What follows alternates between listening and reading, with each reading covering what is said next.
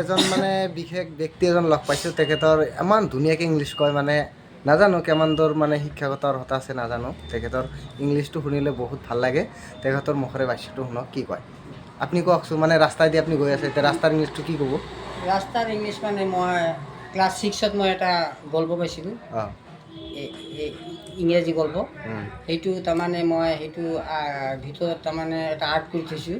অঁ সেইটো মই কৈ আছোঁ। অসমীয়া ভাঙনি যদি লাগে অসমীয়া ভাঙনি কৈ আচ্ছা, প্ৰথম আপুনি ইংলিছত কওক, তাৰপিছত অসমীয়াত ভাঙনি কওক, হয়। তেতিয়া ভাল লাগিব। The school children are going from one side of the road to the other. They are crossing the road. The road is full of motor cars, bus and rickshaw. The policeman is standing in the police point. The policeman says is ask carefully. The policeman says look to your right, look to your left, look again to the right, then cross the road. The policeman is our good friend. আচ্ছা, আপুনি ইংলিছত ক'লে, এতিয়া অসমীয়াত ভাঙনিটো কওকচোন, কেনেকুৱা মানে অনুবাদটো কেনেকুৱা হ'ব, মানে কি ক'লে আপুনি ইংলিছত, অসমীয়াত কৈ দিয়ক। The school children are going from one side of the road to the other. তাৰমানে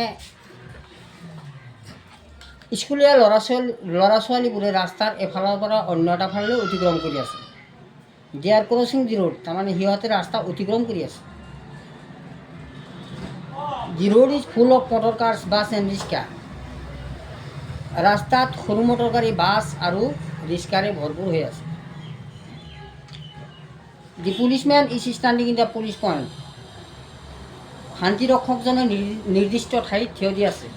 দি পুলিচমেন চেজ, শান্তিৰক্ষকজনে কয় লুক টু ইউৰ ৰাইট, একবাৰ সোঁফাললৈ চোৱা। লুক টু ইউৰ লেফ্ট, একবাৰ বাওঁফাললৈ চোৱা। Look again to the right, আকৌ একবাৰ সোঁফাললৈ চোৱা। দেন ক্ৰছ দি ৰোড, তেতিয়া ৰাস্তা পাৰ হৈ যোৱা।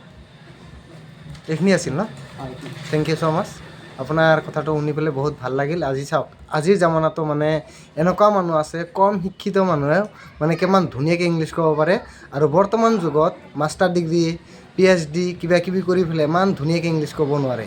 যিকে নহওক গাইছ, আপোনালোকে এই ভিডিঅ'টো যিমান পাৰে শ্বেয়াৰ কৰি দিব, তেখেতৰ যাতে মানে উজ্জ্বল ভৱিষ্যত মানে কামনা কৰে, তাৰ বাবে ভিডিঅ'টো শ্বেয়াৰ কৰি দিব। আজিৰ ভিডিঅ' এইখিনিলৈকে আছিল।